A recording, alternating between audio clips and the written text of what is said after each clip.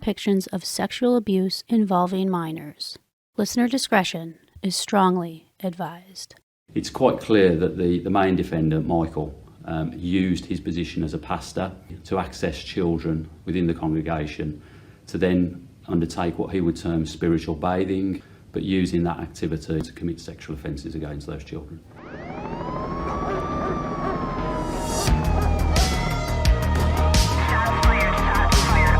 Dark world of ritualistic child abuse. Witchcraft. They would sacrifice animals. Does it make you want to hate murder, or does it make you want to do murder? Let's explore the darkness of mankind, one crime at a time. Welcome back to Rogue Darkness, the podcast that uncovers how the misinterpretations and misinformation surrounding witchcraft, the occult, and other beliefs have led many to do unthinkable crimes. From ritualistic killings and the demons that live in all of us, to exploration of the macabre and delving deep into the unknown. Let's explore the darkness of mankind, one crime at a time. I'm your host of the Grim and Gruesome, Raven. Let's go rogue and get right into today's chilling crime. The disturbing case of Michael Oluronbi, the abusive leader of a horrifying cult referred to as the Birmingham Bathing Cult, where the ongoing rape and abuse of several children took place for over 2 decades, all in the name of cleansing their souls and to protect the children from the devil. But let's start off from the very beginning. Beginning in the year of 1989, self-proclaimed prophet and small church leader Michael Oluronbi began slowly implanting in the minds of his young congregants that in order to ward off evil spirits and to cleanse them of any wrongdoing, they needed to partake in ritual baths, which he held in an upstairs bathroom of the house where his congregation met, in Birmingham, England. Oluronbi's church was an offshoot of the Eternal Sacred Order of Cherubim and Seraphim, a church denomination in Nigeria that focused heavily on the connection between God and humanity. A heavy emphasis on spiritual and physical healing through prayer was prominent within the church. Being from Nigeria himself, Oluronbi took the beliefs and teachings from the Cherubim and Seraphim Church, and then created his own church as a branch off of it. His church was extremely small, with approximately 40 members, but those members were dedicated congregants who wholeheartedly believed in Oluronbi's teachings and took his word for fact. It's been reported that after the soon-to-be-discussed crimes took place and came to public light, many of the congregants that were abused by Oluronbi said that he had a strong hold over the members, and rather than feeling like a welcoming, safe church, it ended up being very much like a controlling cult. As mentioned, Oluronbi first began his abuse back in 1989 while giving the younger members of his church spiritual baths, which took place in an upstairs bathroom in the home where the church met. With the aid of his wife, Oluronbi would have the young victims stripped down, either completely naked or only garmented with a red sash, and would then tell them that they would become a witch or that they would fail their school exams if they resisted or rejected the inflicted abuse. The child's minds were filled with frightening beliefs that they would be cursed or consumed by evil, and therefore the ritual baths and his actions during and after those baths were a means of purification and even holiness. Oluronbi reportedly rationalized that his actions were of God's instruction, and that the cleansing rituals would actually protect them against the forces of evil. The abuse was severe, including first forcing the children to drink perfume, sexually assault them during the ritual bath, and then proceeding to rape them after the bath was complete. It was reported that Oluronbi had raped his victims a minimum of 88 times total. The known victims were 6 young girls and 1 young boy, but Birmingham locals and authorities alike speculate that there were even more victims. Some of the known victims had been unfortunately abused even as they matured into adulthood. His youngest victim was reportedly only 8 years old at the time of the abuse. It was reported that Oluronbi's wife, Juliana, had even organized several abortions on the victims after 4 of the girls had become pregnant after the coerced molestations had taken place. Alongside arranging clinical abortions, being a qualified pharmacist himself, Michael Oluronbi was able to access medications that would induce abortions, which he would sometimes give to the victims in place of a clinical visit. It was reported that 3 of the victims had been given multiple abortions, with one receiving at least 5 or 6 abortions when she was still only in secondary school.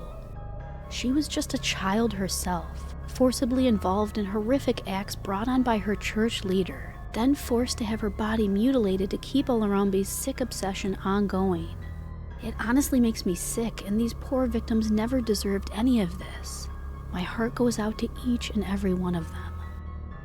When word of the ongoing abuse surfaced, reportedly by one of the victims' relatives who had confronted Oluronbi, he quickly blamed the devil for forcing him to commit the heinous acts, claiming he was an animal and he couldn't control his urges.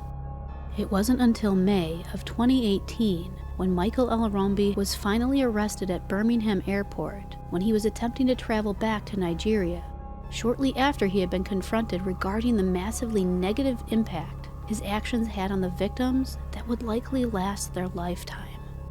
It can only be assumed that he was leaving the country to try and escape getting caught for his actions. But luckily, he and his wife were arrested and taken into custody to face their actions. Michael and Juliana went on trial for a total of 9 weeks, ultimately ending in January of last year. On January 10th, 2020, Michael and Juliana Oluronbi were each convicted of multiple child sexual offenses. Michael Oluronbi received a total of 24 convictions, which included 15 counts of rape. All 3 of Juliana's convictions were for aiding and abetting rape by organizing concealment abortions. Georgina Hewins of the Crown Prosecution Service stated that this case involved the serious and sustained sexual abuse of vulnerable young children by a religious leader. The young age of the victims greatly increases the seriousness of these offenses. Judge Sarah Buckingham called Oluronbi arrogant, selfish, and vain. Looking in the face of Michael Oluronbi, she stated, "The children feared you, and this enabled you to continue your grip.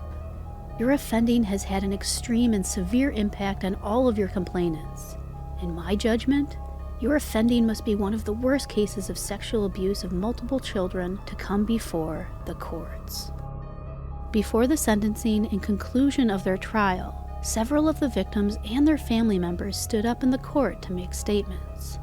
According to an article from BBC News, in statements read to the court, one of the victims, now in her 30s, said that Oluronbi had taken her innocence, her youth, and her purity as a child. Another victim stood up and said, "I used to eat soap until I was physically sick, so I could get rid of this man's mark on me inside and out." One last woman stood up and stated that, "I don't think I can ever place my faith in religion again. I trusted him because he was like God on earth."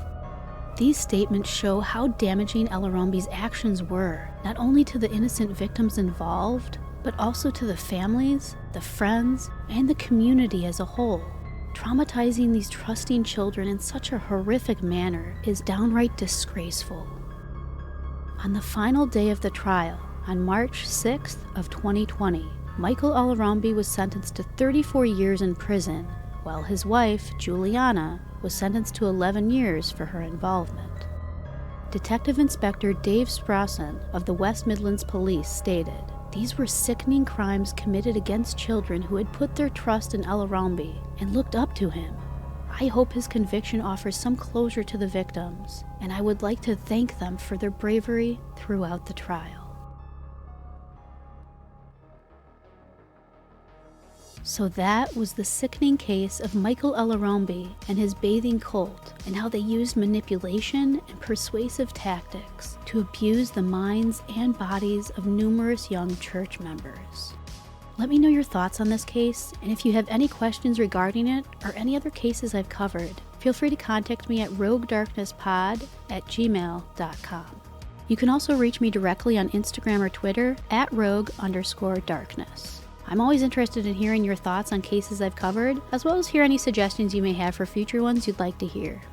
As always, if you like what you hear on Rogue Darkness, please help spread the word by sharing it with your family and friends, by word of mouth, or on your socials. And also be sure to leave a rating and review on Apple iTunes, or wherever else you can leave a review, to let other listeners know you enjoy the pod.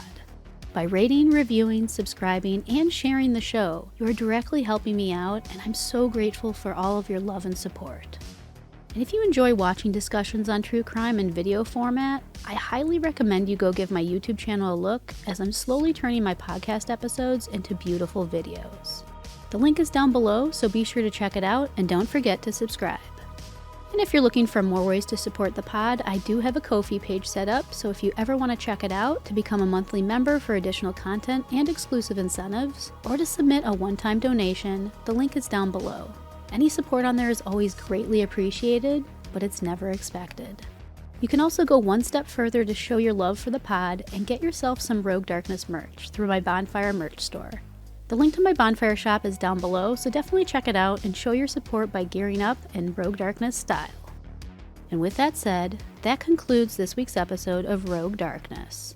The darkness is all around us, and I can confidently say that reality truly is more terrifying than fiction. Until next time.